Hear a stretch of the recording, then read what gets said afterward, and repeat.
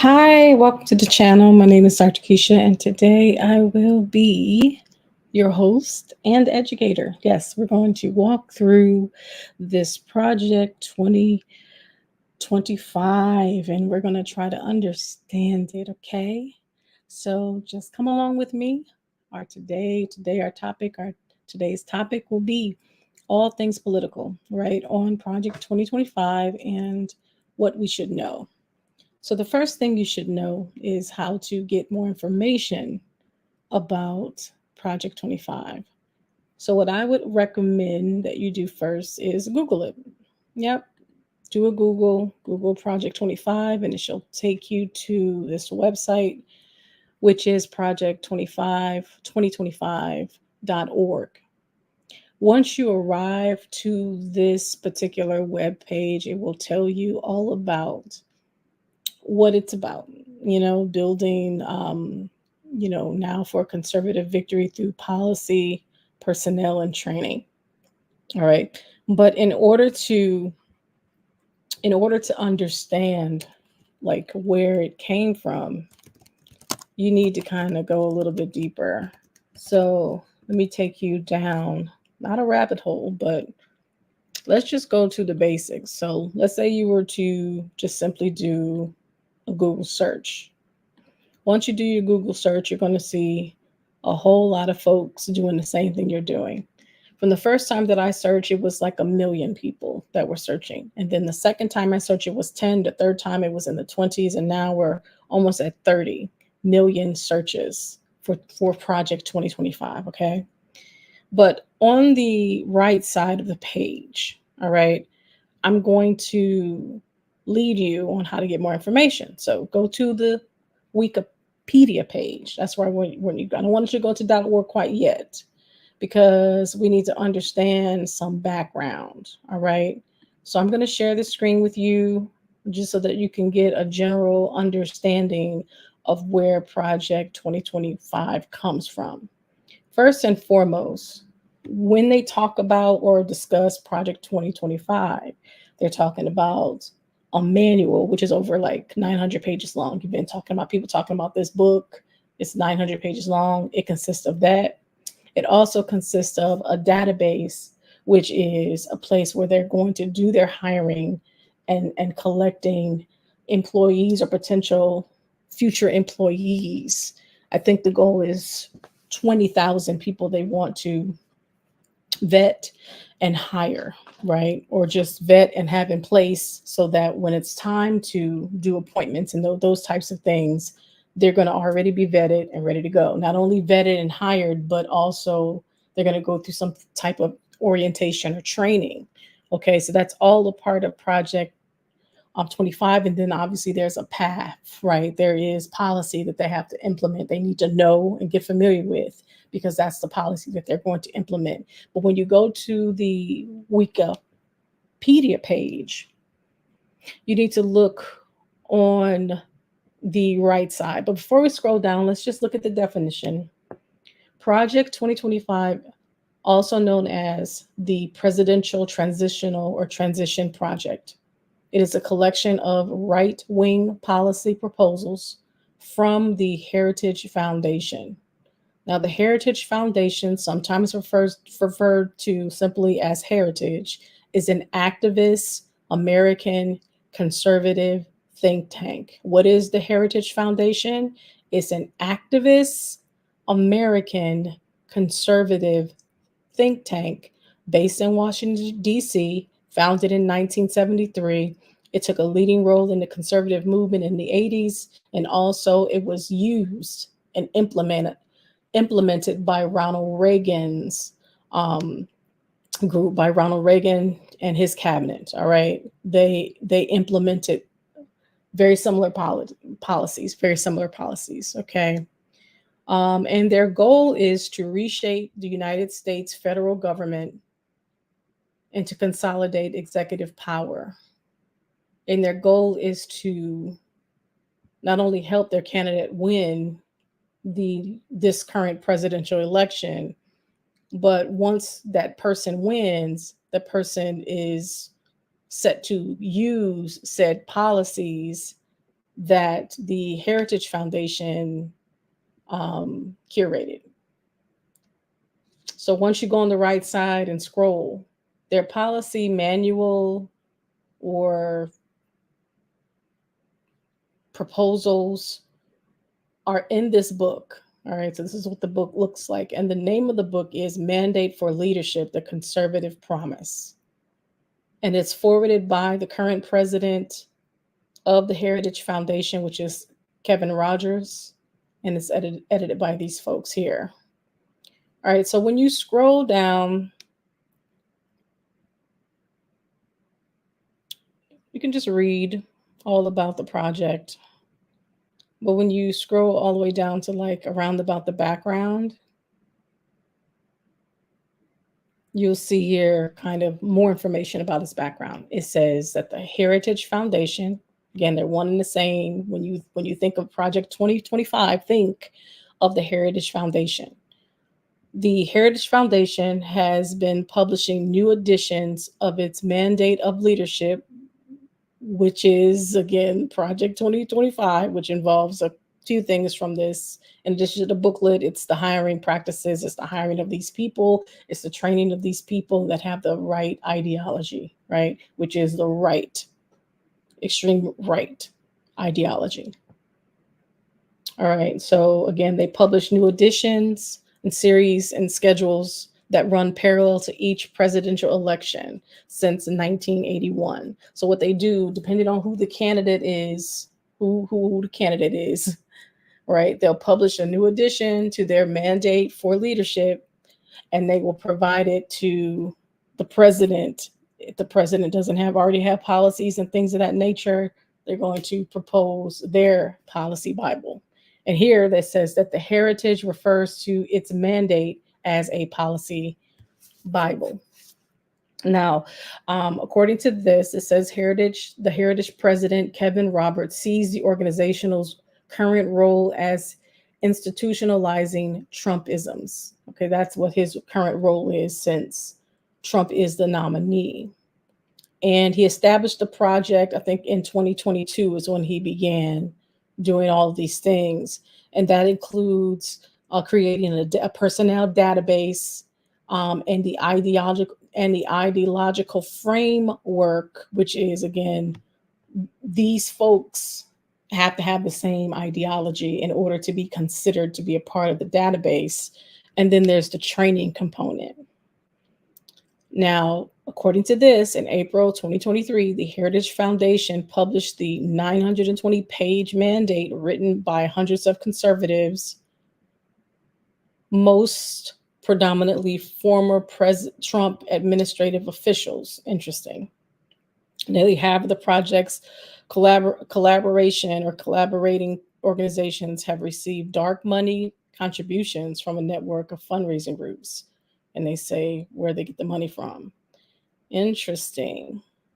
So it just provides a lot of information with regards to this and the background. And of course, the reference to former President Reagan was also a president that incorporated a lot of these ideologies from this organization. Okay, so that's what you need to know about Project 2025. Now, when you go back to the website,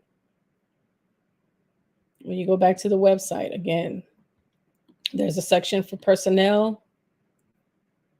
If you want to be a part of the database, you just have to apply. The information is there. Most importantly, you have to have the same mindset in order to be considered. So they require you to fill out a questionnaire first and to upload your resume. And then they tell you to please refer to the 2020 Plum Book. I have the 2020 Plum Book right here, already there. And it will literally break down all the jobs that are available at the White House. All the jobs that are available, it will outline the jobs. Okay. Now, what's interesting about the website, number one, you can order the book. Okay. You can order the book, but unfortunately, the book isn't available, of course. And then there's training, right? So there's the training There's a training right there, so you'll see the training. To conserve the ideals of the American founding. These ideas are actually the source of our recovery. On January 20th, when the president puts his hand on the Bible, everything changes. Our goal is to ensure that the conservative administration that takes office in January of 2025 is ready on day one. The next conservative president will only be able to do so with your help. I don't see many seasoned leaders here. These people don't look like they seasoned at all. But anywho, so this is the video that they use to let them know that the type of education that they're going to receive are from former appointees, people that were in the position. They help to construct the curriculum that they're going to use to train these folks to make sure that they're prepared on day one. Now, another thing that you need to take into consideration is the actual playbook. So they call it a 180-day playbook, which means is that they literally give the Republican candidate or the president the playbook of what they're going to do starting day one all the way to 180 days of the 80-day time of their new administration, okay?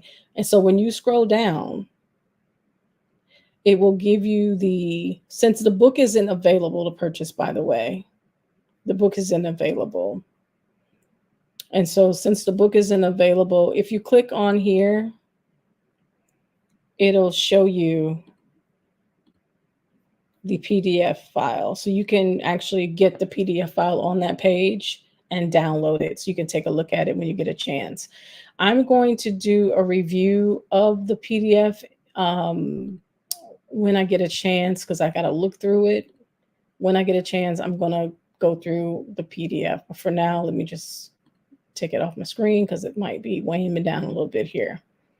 All right, so I'm going to make sure I'm going to look through that PDF. And so those are all the things that I wanted to show you leading up to the video. Now, the video that I'm going to show you, again, this is fair use. This is for educational purposes because we need to understand what Project 2025 is. And I feel like that the best reference to refer to is an individual that actually looked through the book and read the book. And I haven't had a chance to read through the PDF as of yet because the books aren't available for purchase. They're literally people bought them just like that. And so what we're going to do is we're going to share the tab to the young lady that did a fantastic job at describing what Project 2025 is, okay? And so we want to go ahead and start over. Let me just make sure that we're all good here. All right, so we're going to start over a little bit. Let me just give me a minute to transition because I don't want my computer to get locked up because it's been getting locked up, oddly enough, this whole time. Thank God it's on mute. All right, so let me go ahead and free up everything so that we can get to it, and then we'll walk through it and all that jazz, okay? We'll walk through it. I don't know why it's doing that. Okay, perfect. All right, so I think we're ready to go. All right, again, this is fair use. I made sure that I asked permission to use her video. Let me see, can I don't think it'll let me scroll up. All right, let me just show that part. For the sake of, proof, I'll share the tab and we'll start with my comment. And my comment is here. I'm saying excellent presentation. Can I do a response video using your content? Okay. So I asked permission to use her video because I think she did a phenomenal job at explaining what the project is. And she actually did her due diligence and she read the book. So kudos to her. Shout out to her. And I believe it's Sade. Is that her last name? Shout out to her. All right. So I think we're ready to go. Yeah. So let's go. Literally a 900-page document that details the plan for the first 180 days of a conservative presidency.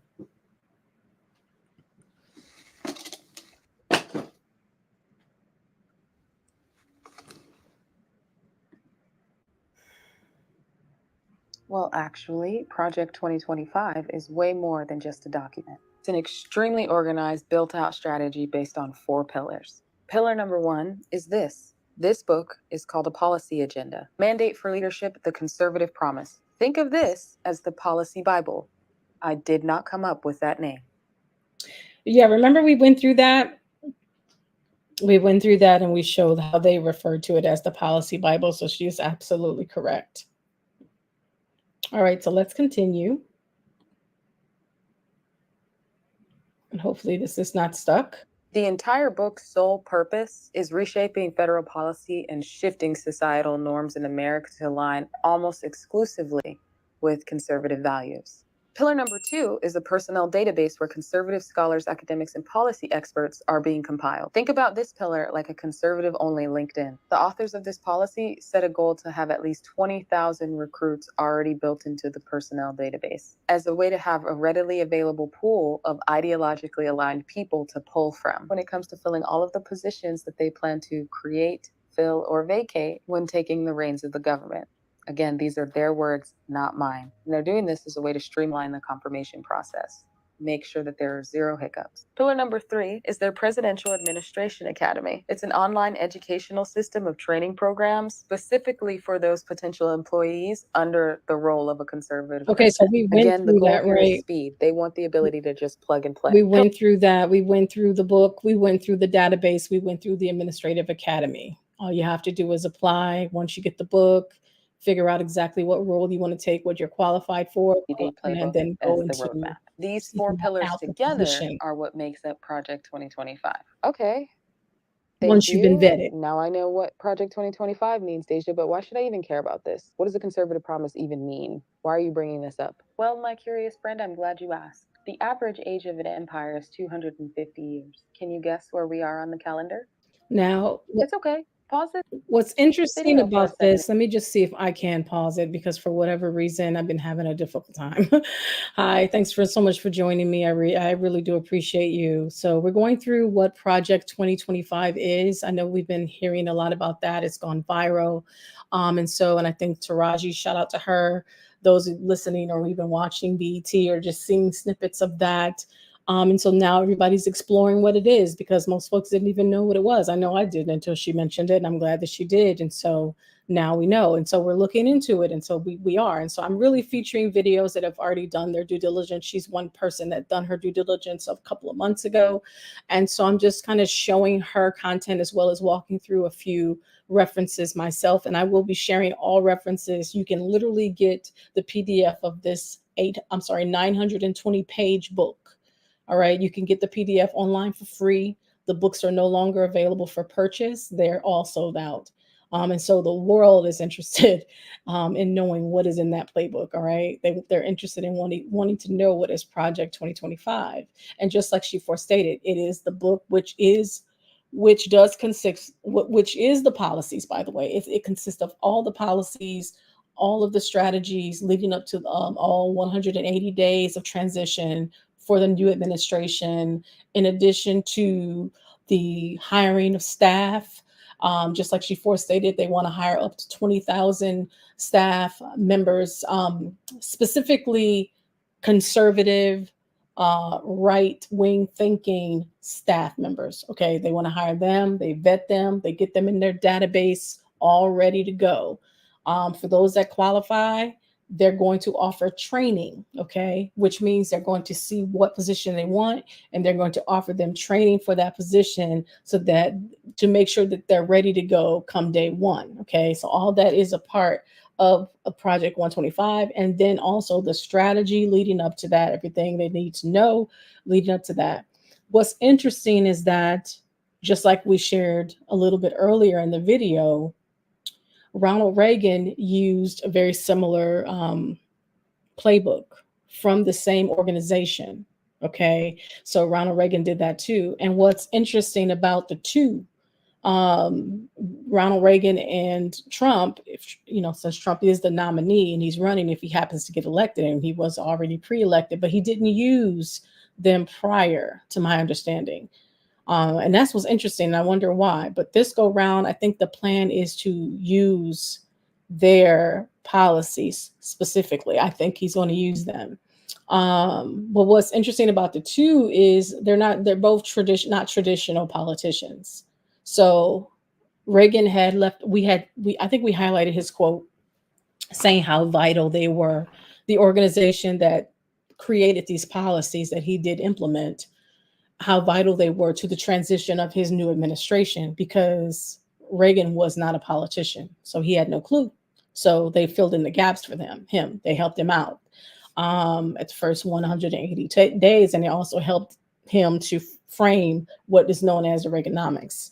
And so also for Trump, he is not a traditional politician. He's not an avid reader. Okay. So whatever anyone can do for him, I'm sure he's going to accept. So it appears to be, if you go to the Trump website, and watch those videos and look at the policies and all the things that he wants to implement, they're in alignment with the program 2025. They're in alignment with that. So it appears as if he's going to embrace all these things. And so she asked a really, really important question. I think the question was, most empires last 250 years. And I think that was the next step, right? And so we did the math, right? We did the math last time. Believe me, this is the third, if not fourth attempt for me to do this video. So I don't think somebody wants me to do this video. Do you? No. So we pulled up the calculator the last time. We're going to start with 2025 because that's next year. The candidate, whoever the candidate is, let's say the candidate, whoever the candidate is going to be, 2025 is when they're going to begin their new administration or old administration, wherever the case may be. So we're going to subtract from 2025. The America's, I'm sorry, y'all. I didn't want to do that. But America started, we're going to subtract from 1976. 1776, my bad. I'm going to subtract. So she said that empires last 250 years. That's like the number, right? So as of 2025, we will be in the 249th year, which is kind of scary if you think about it. All right. So she told us to do the math. That means that we're like a year up into the standard of how long nations last. So does that mean that the next year or two is going to be tumultuous? I don't know. Is she projecting here? Is she prophesying here? I don't know. But it's definitely something to take into consideration. All right. I'll make sure to reference her. This is for educational purposes, fair use. And I also ask permission to use her content. And do some math from 1776. And we did it. I want you to do with that 249. what you will. I've been reading this book for the past 3 months, and it's made me realize something interesting, and it's that there are 3 major factions in this space: conservatives, Republicans, and the Christian right. That's what we need to watch for. I know I'm telling them. That's who we need to be afraid of. They are all different, and it's important to note that they don't always agree, but for the most part, the purpose of this project is to make sure that everyone who identifies with conservative values, meaning on a basic level they share advocacy for limited government, upholding traditional values, supporting national defense and free market principles, is aligned with the 4 conservative promises that are made in this book. All right, so let's go back a little bit. Now, those 3 groups that she mentioned, right? All those groups have to be in alignment: conservatives, the Republican Party, as well as the Christian right. They're all on the same page. And what's interesting is if you go back to project2025.org, you're going to see a list of donors or a list of supporters. There's like 100 of them, all these different groups, all these nonprofits. I'm assuming they either help to compile the book and or provide some type of training or help to outline something with regards to that project. And so they have to be on the same page. And the scary part about it is when you take a deeper look at what it is that they desire to push forward, it's going to alienate the majority of the American population. What's interesting is that it's like third, and third, if you really think about it. There's a portion of our population that is conservative, or let's say Republican, or even right. There's like a portion. And then there are Republicans, conservatives that are more in the middle. And then there are conservatives that are, kind of like more flexible. And then there are independents. They may be conservative in one aspect, but not conservative in another aspect. And then there are the Democrats. And even within the Democratic Party, there are conservatives, even within the Democratic Party. But what's interesting about what they're trying to push through with this is that they're really alienating most folks of all three parties that are not really into the extreme right. And so when you go through their policies, it will help you to understand that not everyone quite thinks that that's okay, especially when the government does collect taxes. And that's the whole thing. I think that that's the issue, because there's a large population of poor and middle class families that are taxed the most than upper class and rich. And so to tell a class of people that are essentially flipping the bill, right? To say, well, no, government should be limited. You shouldn't help us. When your money, you know what I'm saying, is being used to help the government, it just doesn't make sense. It doesn't make sense. So when you talk about some of these things, again, a strong national defense, there's billions and billions and billions of dollars in our national defense treasure, because we have over 800 bases to make sure that are up and running, and paying a huge salaries of people that are managing those bases. And then when you talk about the traditional values, not everybody has a conservative Christian right point of view when it comes to faith, when it comes to family, when it comes to the structure of morals or social values. So I don't know if you see the problem, but it's a huge problem, because if this is the agenda, which it seems as though this is the agenda that Trump is pushing forward, it's going to alienate the majority of the American public. So that's why people are up in arms with what's happening. Now, the state rights, I think one of the things that they want to do, I think, is put the ball back into the court of the states in terms of their autonomy with education. I think I agree with that. As long as they provide resources for that, I don't have an issue with that, because we kind of need to go back to that, because to be honest, the standardized stuff hasn't been working. It hasn't been working. All right. So that's important to note.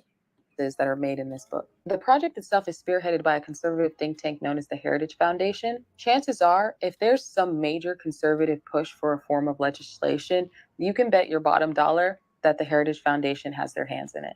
And that's a problem, because I know that for those that have been keeping up with politics in particular, and they talk about lobbyists, I mean, this is a huge group, right? That are literally saying, hey, conservative Republican president nominee, we have some policies that you can implement within your presidency. I find that problematic. The fact that this organization, which happens to be a conservative activist organization, is putting forth policies for the whole United States of America. Like, I find that problematic. I find that a huge problem. I find that a red flag.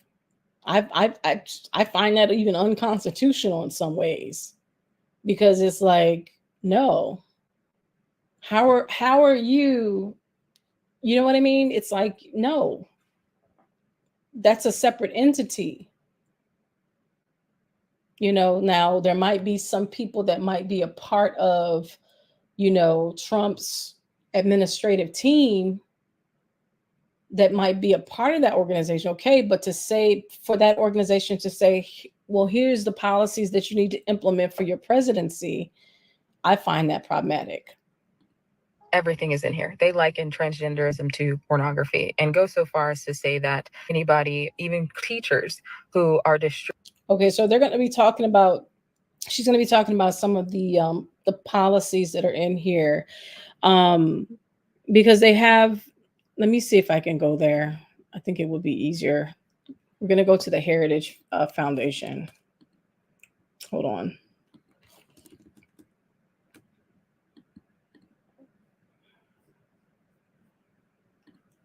Okay, hold on a minute. Here we go. Let me go back here. Where are we?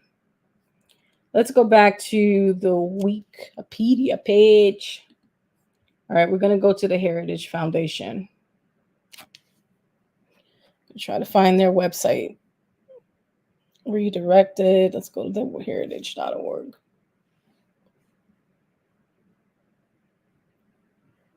All right, let's see. Whoops, about heritage. Let's go.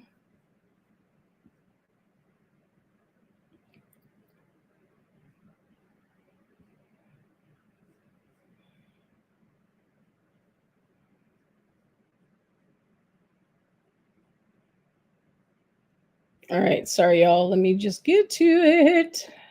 Okay, so on this website, it tells you their mission and their priorities. Okay, so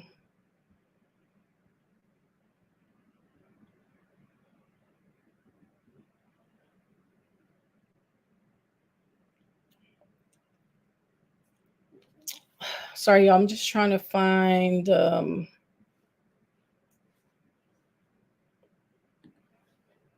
Hold on. There's 26 pages.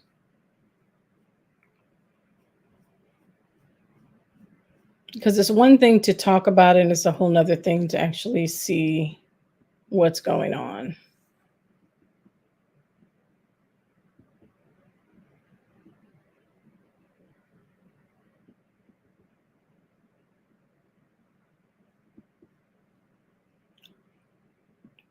Okay, so here's some of the things that the priorities that they have. Okay, you see what I see, great. All right. So if you go to where are we? The Heritage Foundation and click on their strategic priorities booklet, it's going to break down kind of what their focus is on. It's on educating the parents.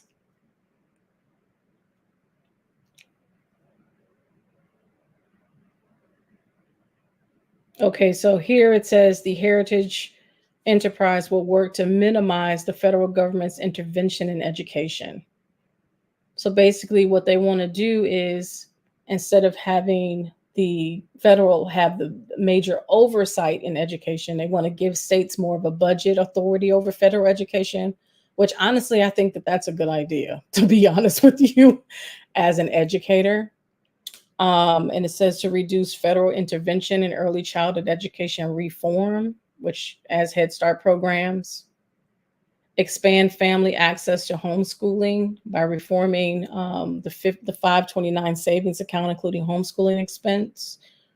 And I think more parents do want to, if you have, because even at one point I even considered it. If you can do that, that's definitely the way to go. You just have to make sure that you have socialization for your children. That's equally as important as the education. They have to be around other kids in a structural and a non-structural way. Both of those things are equally important. Yeah, so I'm actually on the page. As long as they're providing the funding still for states, and if they're willing to give them more of a budget and allow them to have oversight, I actually don't have a problem with that. Next is we will combat. This is the heritage people. All right. And all of this heritage, remember we said heritage equals the Project 2025. These are the ideologies. These are the policies that they want to implement. These are not separate. These are the same. Here it says we want to combat the critical race theory and racial gender ideology in education. Okay. And again, not just in education, When they're dealing with it on a policy level, they want to deal with it on a policy level too, okay? Okay, so we will support the introduction of legislation, remember I said in Congress, to eliminate the application of racist critical race theory. How is it racial or racist in our public schools and from the training of our military? We will work to end race-based admissions in our colleges and universities by drafting and introducing legislation to bar federal funding, grants, and student loans to any educational institution that discriminates on a basis of race. So they're not going to even allow for admissions, which we've already know that affirmative action already kind of did the job with that. So I don't even know what they're talking about. It's already been done. They're not even allowed to consider race in their admissions. But let's be honest. If you consider legacy, you're considering race. Because most of your legacy or students that had parents or donors of family members are of a certain race. Majority. So it's interesting how they consider critical race theory racist, which we know that's not true. We will block any regulation that would eviscerate due process protections for those who wrongly accuse of sexual harassment in our educational institution. We will work to block any regulations that would replace the traditional biological understanding of female male and sex discrimination education with one based on subjective gender ideology. So anybody that considers themselves transgender would definitely have an issue with this type of rhetoric. We will push for Congress hearings to expose Biden administration reliance on racial groups and facilitate the CRT and gender ideology agendas in our school. Okay, so again, they're going to uproot a lot of the policies from the previous administration, no matter how good they are. What may happen is they may hijack it, just like they got a lot of pushback from what they call Obamacare. They renamed it, but it's the same healthcare policy. They just hijacked the idea and claimed it as their own, but they did not abolish it as they claimed. They just took it and they renamed it because there was a lot of pushback because it was offering a lot of good to the community, you know what I mean, to the nation. So what they might do is maybe take some policies that actually worked, take it, reframe it, and try to put Trump's name on it and utilize it. And then obviously policies that are against their ideology, they're going to uproot. Again, this is the same. This is coming from Heritage. It's the same. It's the same as Project 2025. So I'm just diving deeper. Okay. We will work to critically reform all the state level and local school board members. So they're really, it's interesting how they want it to be state focused, but yet they're saying they're going to be reforming state level organizational policies. It's either you're going to allow them to have some type of autonomy or some type of autonomy, or you're not. Like you can't, if you're going to say they're going to have the right to kind of function, then so be it. Wait a minute. Here it says we also will work to eliminate teacher certification requirements in states. Since in mid-20th century, left-leaning colleges of education have had a near monopoly on providing teacher certifications, which means that other highly qualified and experienced individuals who have not specifically attended college of education are often prevented from teaching. That is different. So they want to go back to, because you could, if you had enough experience, you could be hired as a teacher, but you would have to go back and get your certification, but it would not prevent you from being hired. Are they trying to go back to that model? It seems like that's what they're trying to do. Now that can be good or bad, because the highly qualified thing didn't always necessarily work. And that part I do agree, but that's interesting. And so, and they have, again, some other things that they're focusing on education. Securing the borders. Again, this is in alignment too. Again, this is the strategy, the priorities that they're going to be implementing in their policy. And Donald Trump, it appears as if he's going to use a lot of these strategies, these policies, okay, from the Project 2025. Securing the border, that has always been, you know, his war cry, okay? And so here they have something really specific for securing the border. Now, what's interesting is that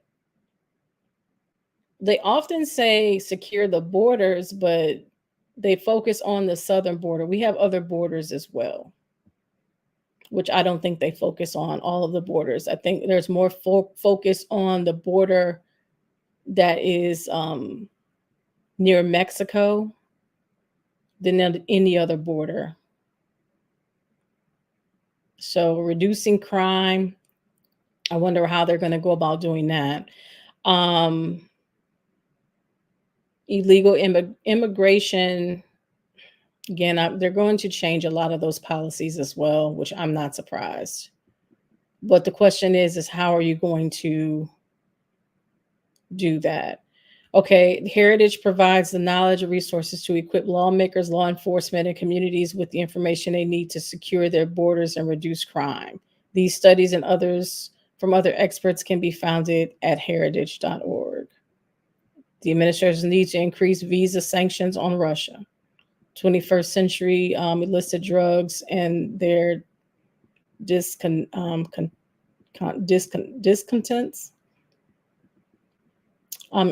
Introduction. Okay, so I guess they're trying to prove that it can be done, and they're giving some examples of how and policies they can use to enforce these recommendations. DHS commits regulatory overreach by relaxing work authorization for foreign students. That's another thing. A lot of students come to America just for educational purposes, and maybe they haven't necessarily enforced their work visas. They've expanded, and they said for authorization for foreign students due to economic hardship. So yeah, it's a lot. Congress should prohibit Biden's administration's silent rules. So a lot of things they want to, again, ensure free and fair elections. I guess they have a plan for that. That's funny, but anyway, I'm talking about equipment, the Census Bureau. I guess a lot of things that they should do. All right, so that's just some things. You can take a look. This one is not as long as the book is. The book is 900 some pages, 920 something pages to be exact. This was only 26. So go check it out. Let's go back to the video. Thanks for watching. I appreciate you. Make sure you like if you can and subscribe. Again, we're highlighting our What is Project 2025. Distributing types of media that detail this type of pornography should be jailed and registered as sex offenders. Teachers. While the plan definitely criticizes the normalization of transgenderism, it's important to understand that this is a part of a larger, broader agenda to control cultural and educational narratives. The authors see it as restoring the family as the centerpiece of American life and protecting our children. The way that they plan on doing that is to remove content that is deemed inappropriate by a reasonable person from schools and libraries and only allow materials that reflect conservative values. There's a new bill in West Virginia that says librarians can be charged if it's found that they shelve educational content or books that they've deemed inappropriate. And there's some people who think that this bill will keep kids safe, but there are others that are worried librarians, teachers, education providers run the risk of being charged or getting blamed unfairly just for having a wide array of books available, and again, this is the part that's tricky, because how can you say, okay, states have your own autonomy, right, when it comes to education now? federal shouldn't get involved, you know, no big government anymore. We want to reduce government control and give states more rights. Okay. So you say that, and then on the other hand, you say, well, by the way, there's only certain types of books you can have in your library, and you can't allow for certain people to be in your schools if they're struggling with their sex or their sexual orientation. And then you can't do it. You know what I mean? It's like you can't. You want to say that we have autonomy on one hand, you want to give us more autonomy. On the other hand, you want to have control. So it's like, well, when it comes to social norms and values, the federal wants to dictate what your values should be. But on the other hand, when it comes to the states and states control, the states don't have any control over social norms and values. That's the federal's job. Like, does that make sense? That should be individuals' job. That should be household jobs. That shouldn't be the federal government's job. Could include useful educational content. This personally stresses me out because I hate the thought of librarians being afraid to offer certain material affecting what I have the ability to read or learn about. Several states have already either removed criminal liability exemptions for public and school libraries, or they've already started expanding the definition of what they see as obscenity to capture a wider array of books. I mean, I think we're going way, way back. I think they're taking us too far back to the 50s and to the 40s to say that certain books are inappropriate and the government is dictating, and they're going to select, handpick a person that's going to represent all the population in your region to say, well, no, I think that this content is just not suitable for your kids. Like, who does that? And I think that's why, I mean, if I was thankfully my children, they're all graduated from high school, but I think at this point, I would just rather than deal with, even though I consider myself to be a person of faith, I think this is too much. I think it's the government in our house, in our business, in our family, too much. So for you to say no big government, no more big government but when it comes to this, we're going to get involved. It's just confusion. So I do agree with her that it's not fair to arrest people because there's certain books in the library. I mean, they literally would have to go through that library and every book that's on that shelf to ensure that they're in compliance. And then if there was an accident or some type of mistake, and then I mean, it's like, it's very interesting. If they happen to, let's say, overlook a book and a child end up checking it out and the parent sees it and then there's an issue, you know, a person can then lose their life and their livelihood and then have to be in prison for that. I don't think that's fair. That could potentially result in criminal charges for simply having them on the shelves. Imagine your health teacher being arrested for teaching sex ed. Please don't think this is coming. This is already happening. If you're worried about the lack of action on climate change, it's because they're already focusing on how they can benefit from things like permafrost. It's not a priority. How can we make money off of this? In fact, Project 2025 explicitly aims to end all current climate change efforts. It's advocating for a complete reversal of initiatives like the Paris Climate Change Agreement. It goes real hard about making sure that we know that America's energy interests are going to take a huge priority over any environmental concern. And I think that that's a whole problem, especially since we're now experiencing all these hurricanes like crazy.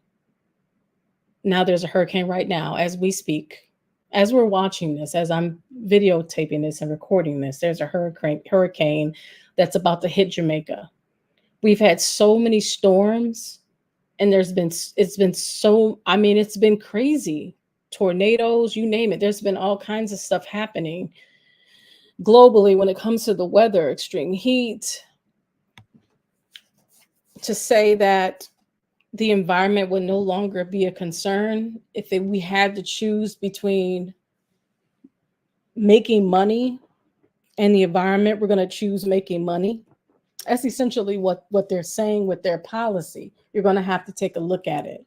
And so I believe that that is going to be the policy that is adapted, and they're going to push that through, where they're going to try to go into lands that was considered, unapproachable. They're going to go into those lands, and they're going to take those lands to try to develop things. And it's just, it's just not looking good from the education front when it comes to social things. The part about the states getting rights is cool with me, but when you're talking about who to hire, what they should read, and all these other things, it's a problem. And it's almost like if they don't comply, their resources are going to be taken from them. I think that's how they're going to play the game. And then from that to, eliminating more laws that focus on Black and brown people. They've already, overturned affirmative action and Roe versus Wade, but they're going to do more overturning of those types of things. Anything race related, they're going to overturn. They're going to attempt to change policies and attempt to overturn through their, obviously the Supreme Court appointees and all. I can't believe what happened recently, but anywho, let's continue. This plan includes everything. Ugh. All right, let's ban the fuels that run most of the world's cars, planes, factories, farms, and electricity grids. Abandoning confidence in human resilience and creativity in responding to the challenge of the future would raise impediments to the most meaningful human activities. They would stand human affairs on their head regarding human activity itself as fundamentally a threat to be sacrificed to the God of nature. So essentially, again, we're talking about the environment component, the climate change debate. They don't believe in climate change. So the policies are going to be anti-environment. Here it says, again, it can't be an extreme. I don't think the policies are extreme right now. Not as extreme as they probably should be. But they believe these ideologies and the policies will reflect that if you happen to have these thoughts, it's anti-human. It's weird.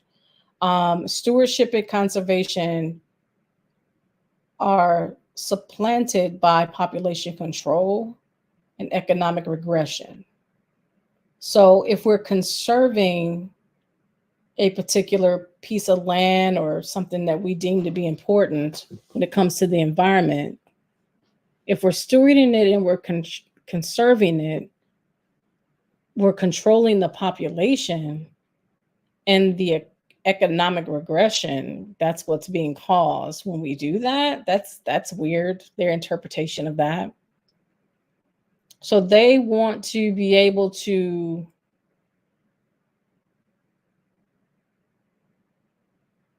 lift bans off of the automotive industry, how planes and factories conduct their businesses, electricity farms, and etc. The rules and things that were made and the policies that were created to protect the environment, they want to lift.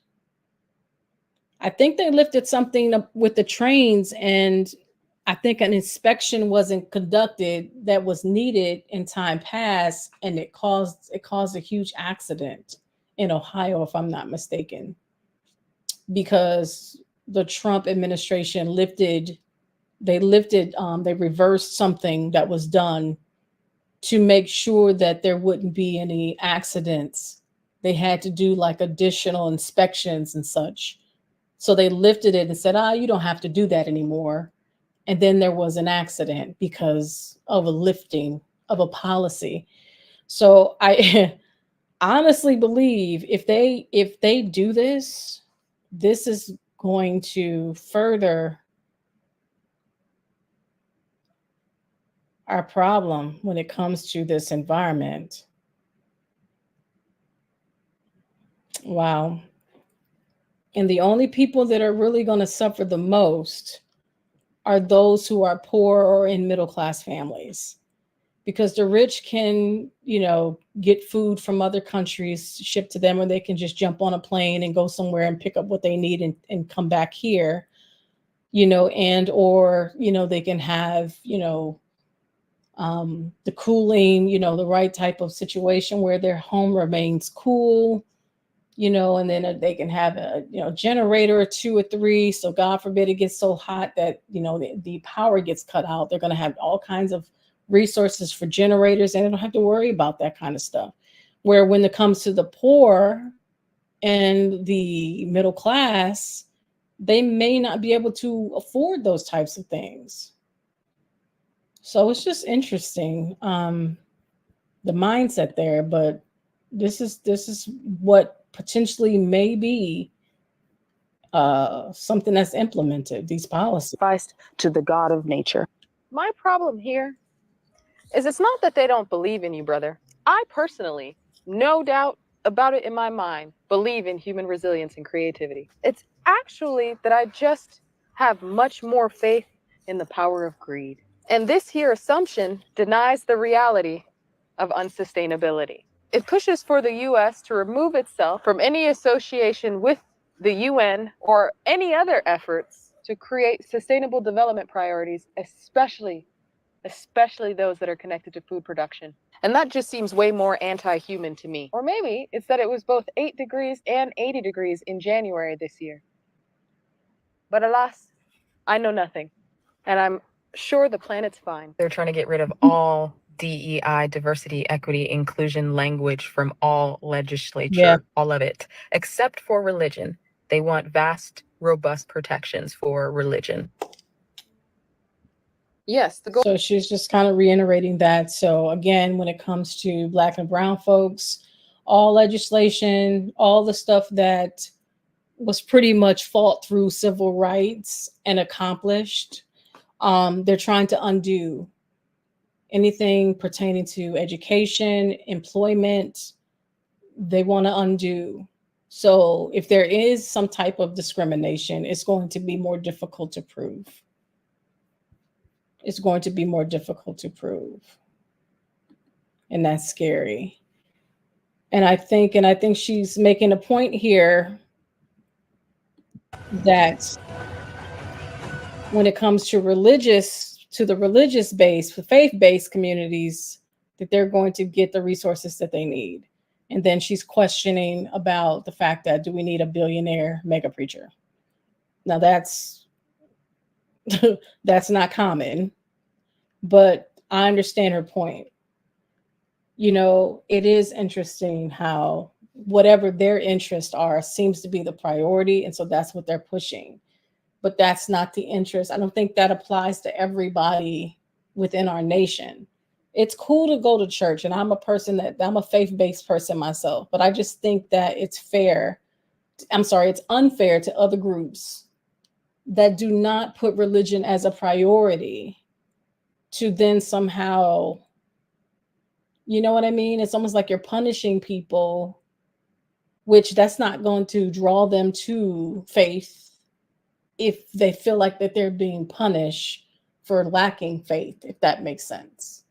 You know what I mean? And so that's going to create some level of resentment. I mean, I really do feel like these policies and how they're moving, if a Republican happens, even if it's not Trump, it doesn't matter whether, let's be clear, though they are crafting, though they have, not they are, because they did this in 2022, though they have crafted these policies for Trump, if Trump doesn't happen to get to the point, maybe they have to find some type of replacement. Let me see where she's going. Prevent Iran from acquiring nuclear technology and delivery capabilities, and more broadly block Iranian ambition. While focusing on foreign policy, specifically on the broader Middle Eastern for just a moment.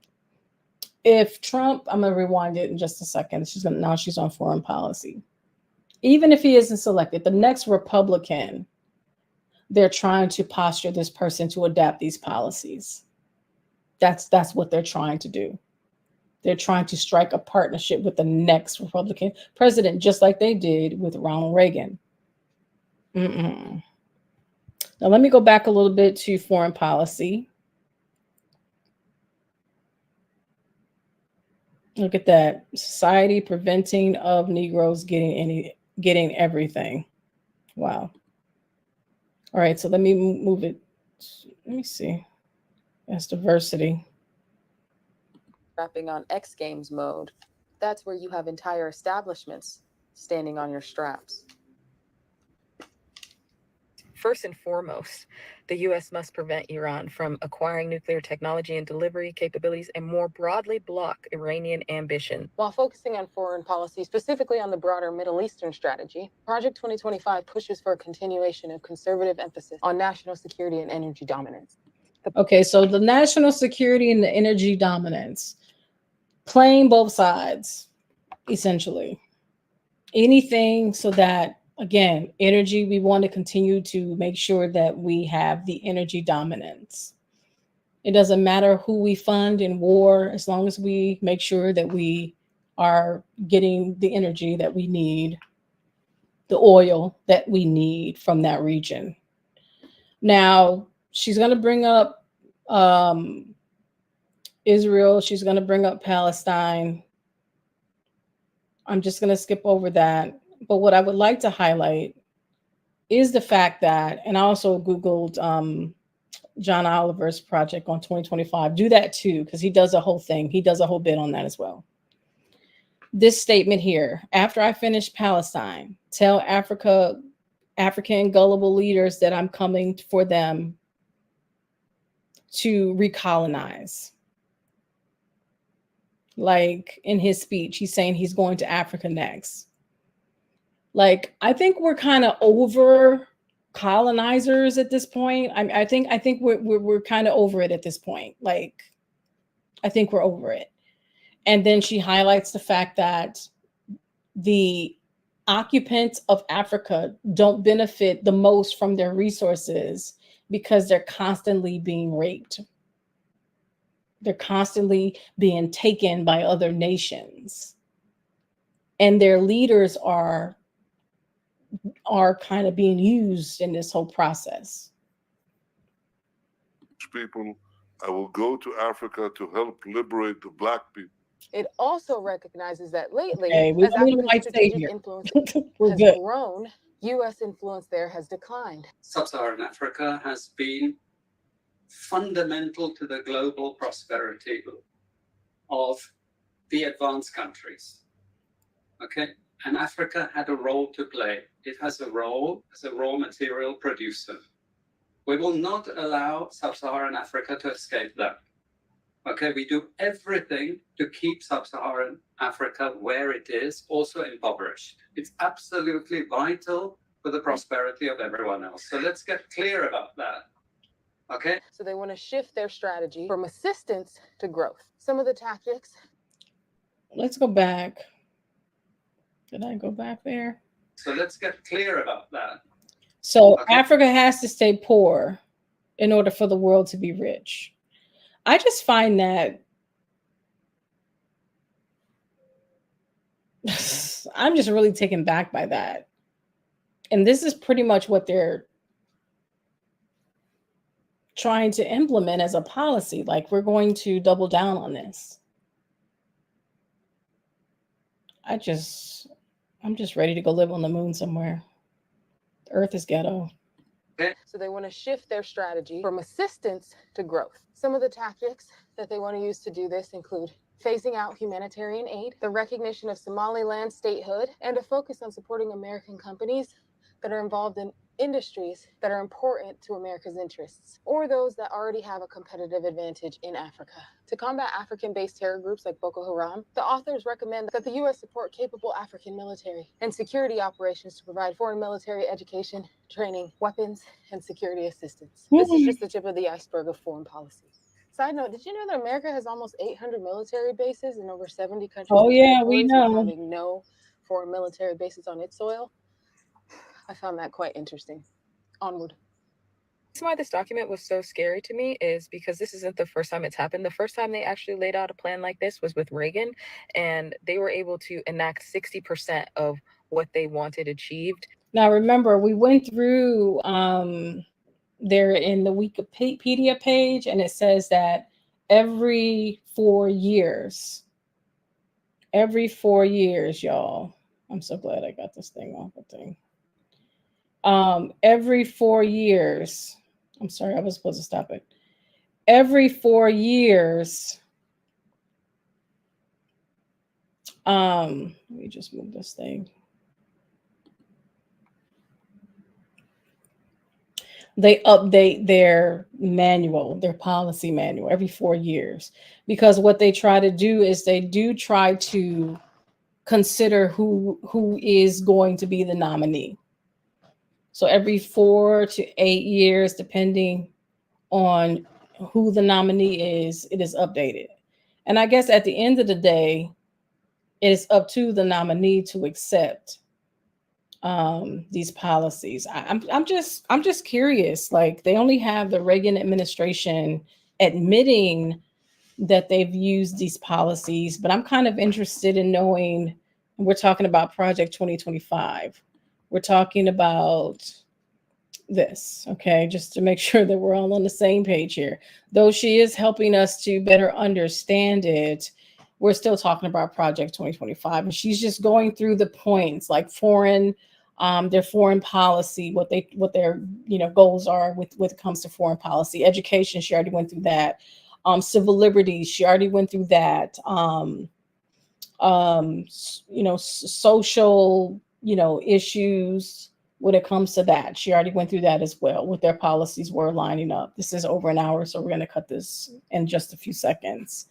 So we're talking about the Project 25, and I just find it interesting how, with everything that we've mentioned so far, and even with Reagan, are there any other administrations that used their policy or made an attempt to use their policy, or somehow, or even the question becomes, have they ever used the organization to help to, even for employment, to seek out workers that would come work for the administrations that have the same mindset?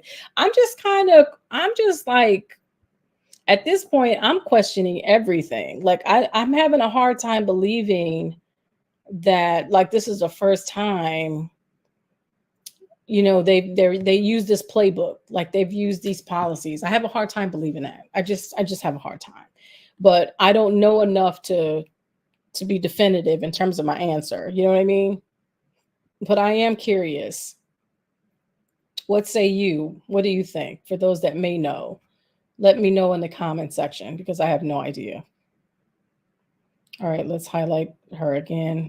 Trash-like in nature, the realization that the Reagan administration's success in implementing such a large chunk of the ideas from Mandate for Leadership showcases the impact of them having such detailed planning. 60% of Reaganomics was all it took for us to arrive here, still waiting for our trickles, the middle class all but disappearing into an in-between space where American and blue-collar workers are paying higher tax rates than billionaires. This is why we're talking about this today, class, because this isn't just a bunch of fanatics writing manifestos. Don't be so dismissive. We're getting put on game up front. Project 2025 aims to replicate that success. But peep this. You don't need a time machine or a flux capacitor to take you back to dropkick baby Reagan into another profession to undo the damage done by his administration, because you have this book that is highlighting the strategic importance of these documents and the impact that they have in shaping conservative administrations. It's right here. It's right in front of us. In the movies, when one of the main characters is geeked to unveil their plan to take over the world and then they start monologuing? This is the monologue.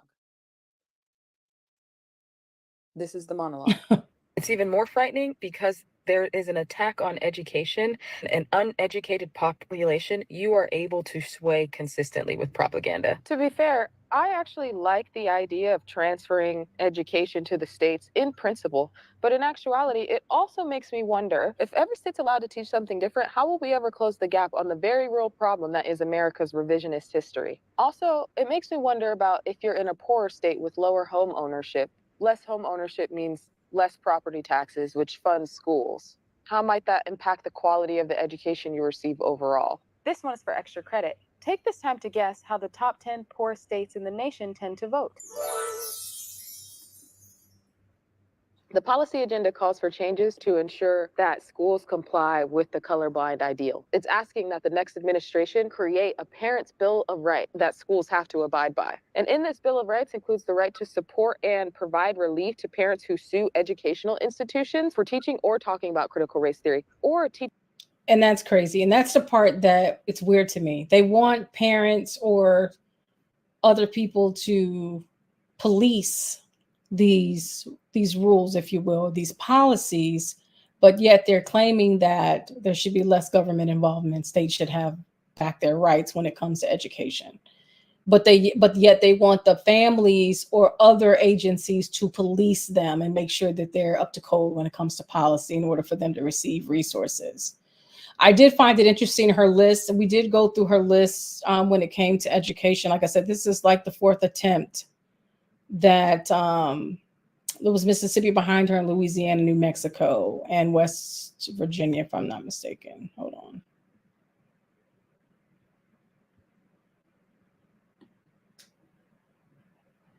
Yeah. So we looked it up.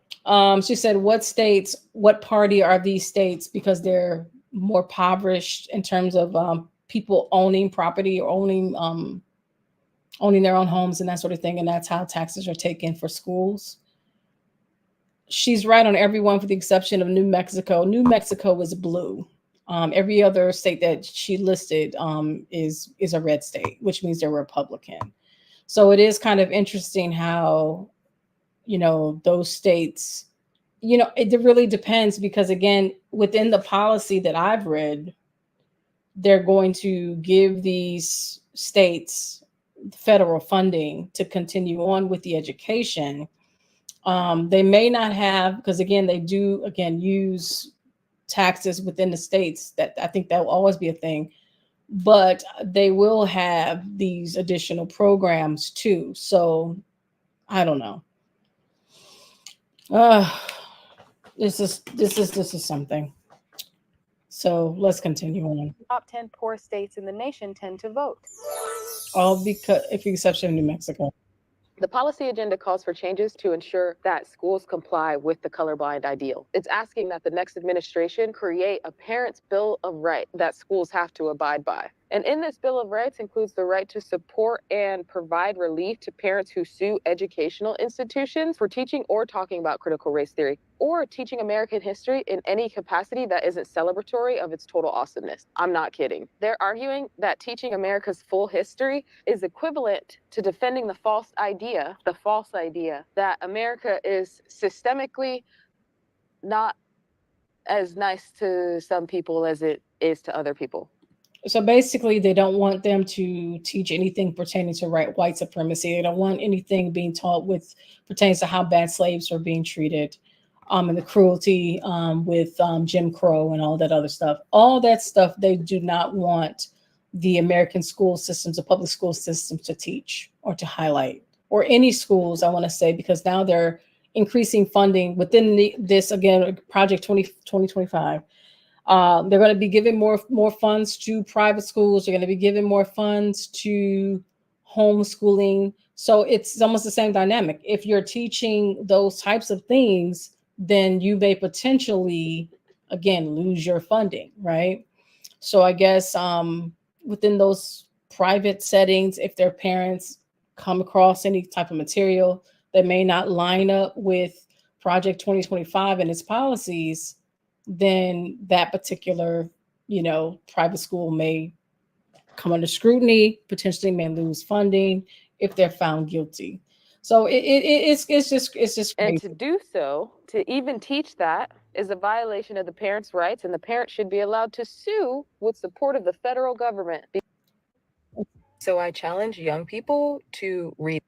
Let me go back, y'all. Sorry. Oh, by the way. Y'all, we're gonna We found Nils Anderson, 90,000. Sorry. Oh gosh.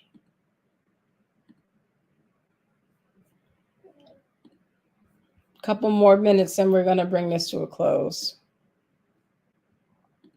This is what I wanted to pause. This was a parent, and it says that I've mentioned slavery to my children, but we teach our culture and history to our children.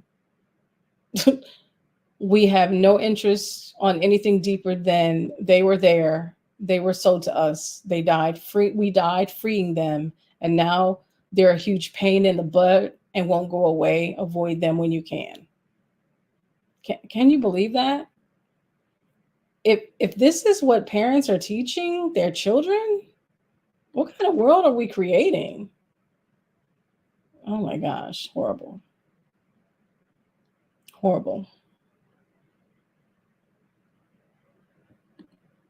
To read this, post about it, talk about it, discuss it. To be totally fair, there are some things in the policy agenda that I agree with and can empathize with when I put myself in the shoes of a conservative. But what I have found is that it is often very short-lived because of the potential implications of such broad overreach that you start to realize is sure to happen by giving the president ultimate power in the way that this policy agenda suggests, specifically with the minimization of so many checks and balances.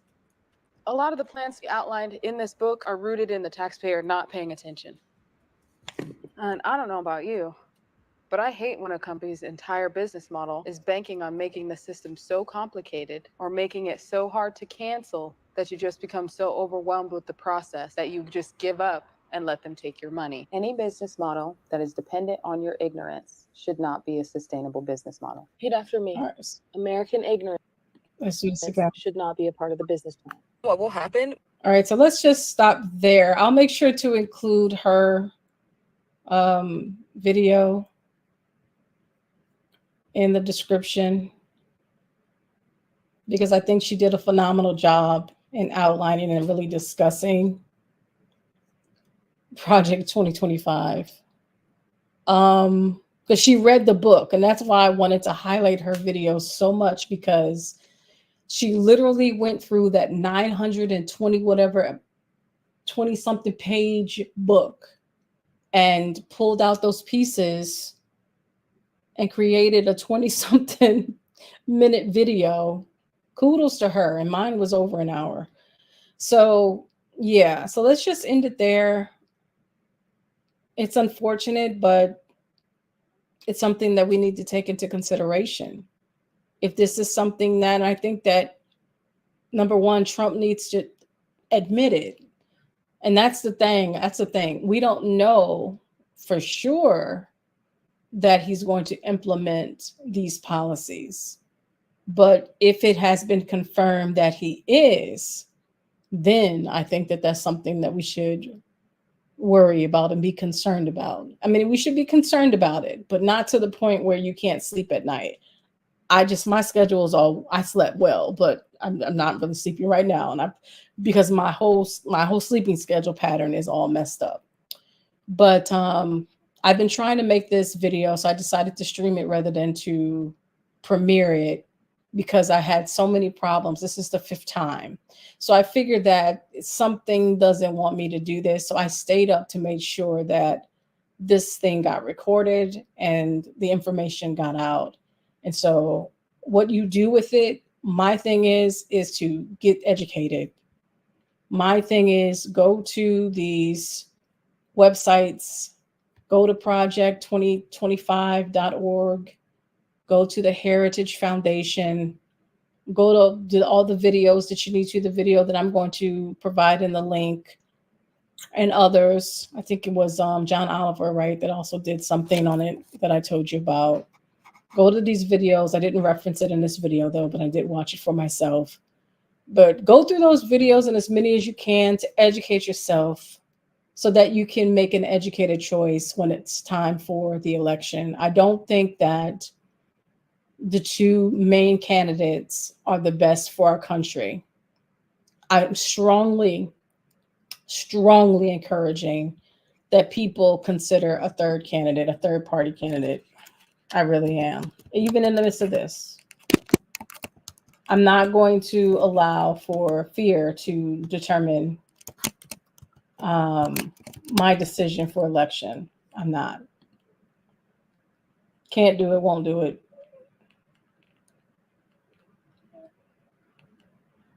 So I'm just going to highlight some of the, if I can here, let me see. Let's see. All right, who we have as the third party candidates?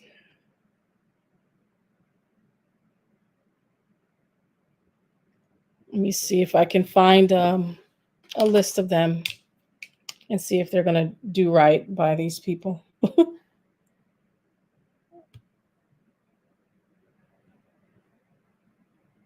Hold on, guys.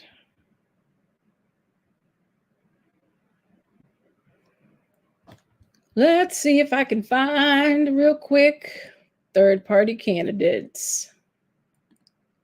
Let me see what I can find.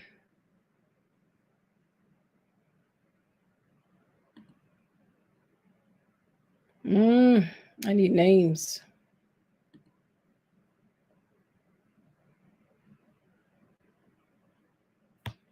Let me see. I'm not finding all of them. Here we go.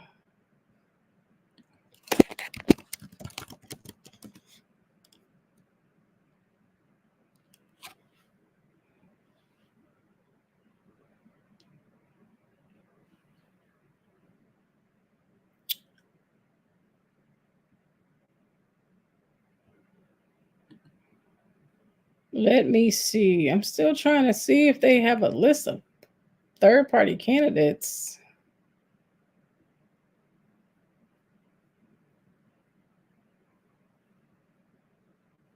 I'm having a hard time finding it. Well, I'll put it like this. If they won't tell me the candidates that are running, here we go. All right, we got it.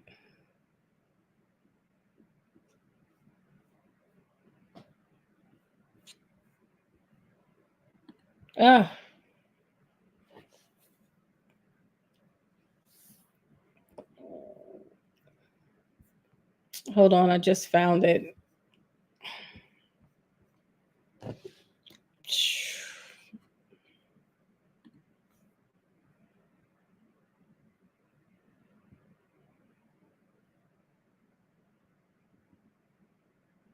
The New York Times has a list, but it won't allow me to.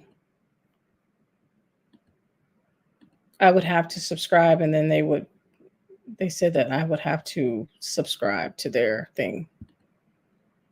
Hold on, let me try it again.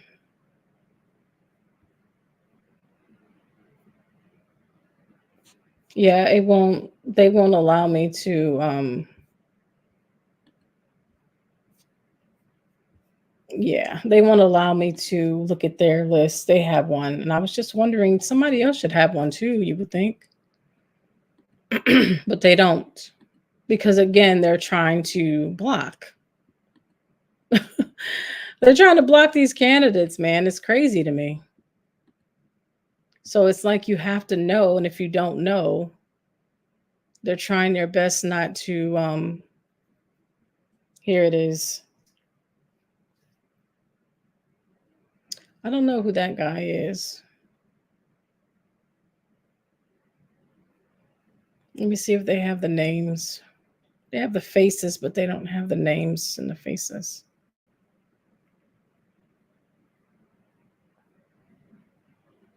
Wait, hold on. Oh, better. Oh, better.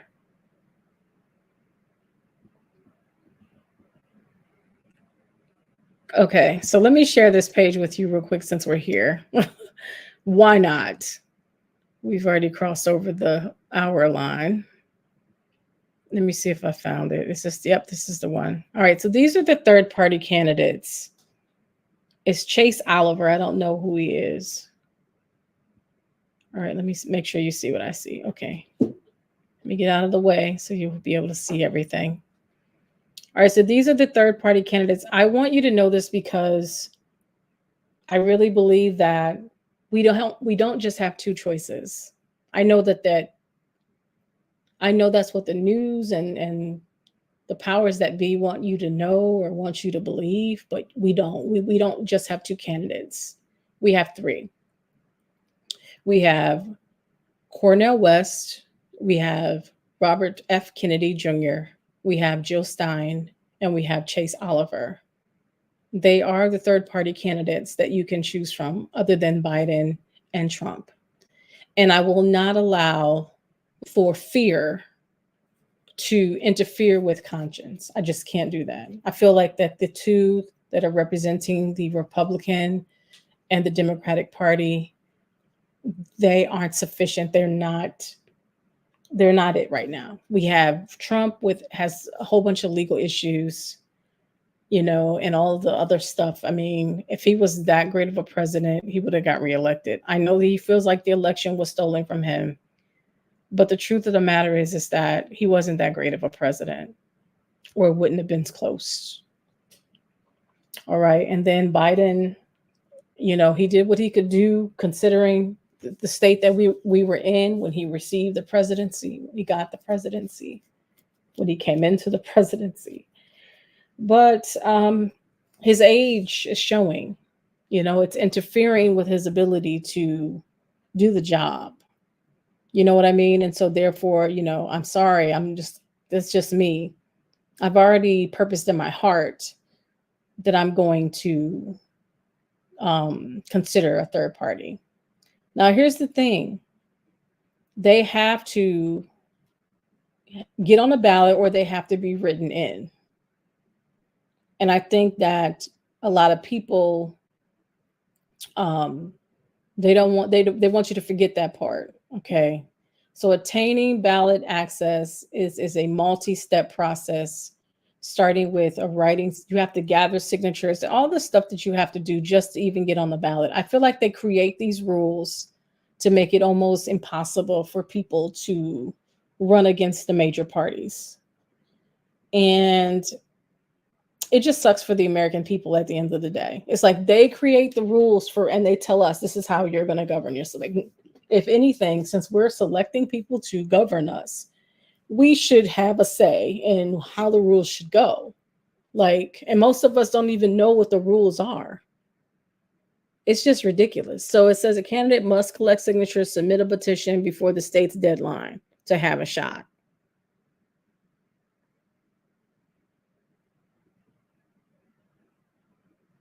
And then they also have a list of all what's going on here.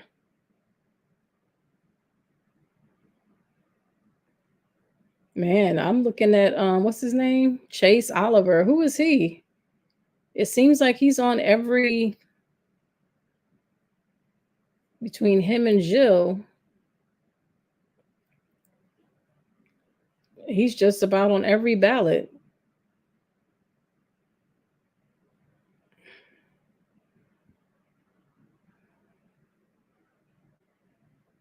I think for the exception of Washington, D.C., Washington State.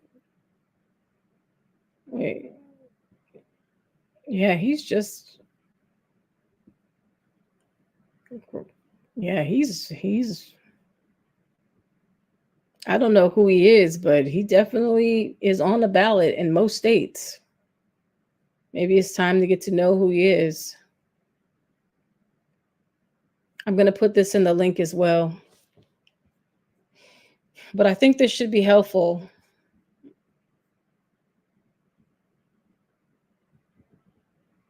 Okay, and then they have a breakdown of who's on who and what's. In the swing states.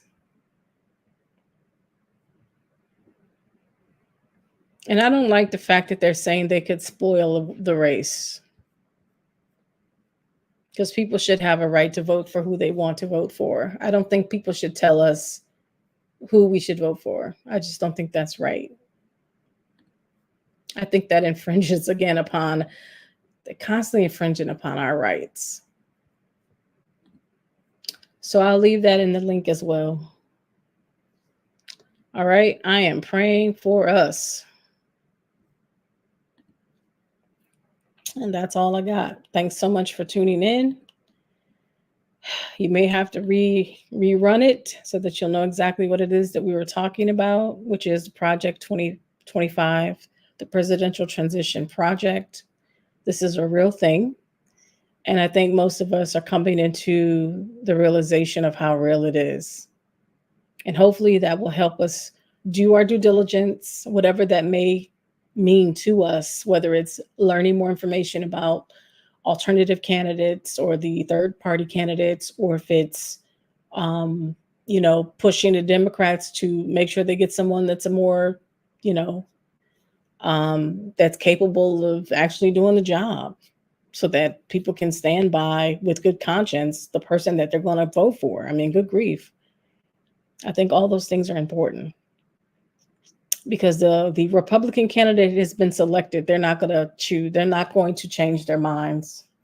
The Democratic candidate has not, even though they're saying it has, there's also a chance that they can go back in the lab and choose someone else, which I'm really hoping and praying that they do, for their sake. All right, so that's all I got. Thanks so much for tuning in, and I guess I'll see you guys when I see you. We'll do another one. We'll go through the PDF. This may be boring, but oh well. I think it'll be a great educational experience. We'll actually walk through the PDF for the playbook. We'll actually walk through the PDF. All right, so join me for that. We'll do that in the next few days or so. I need a break from all this. This is a lot. All right. Thanks again. God bless. Bye.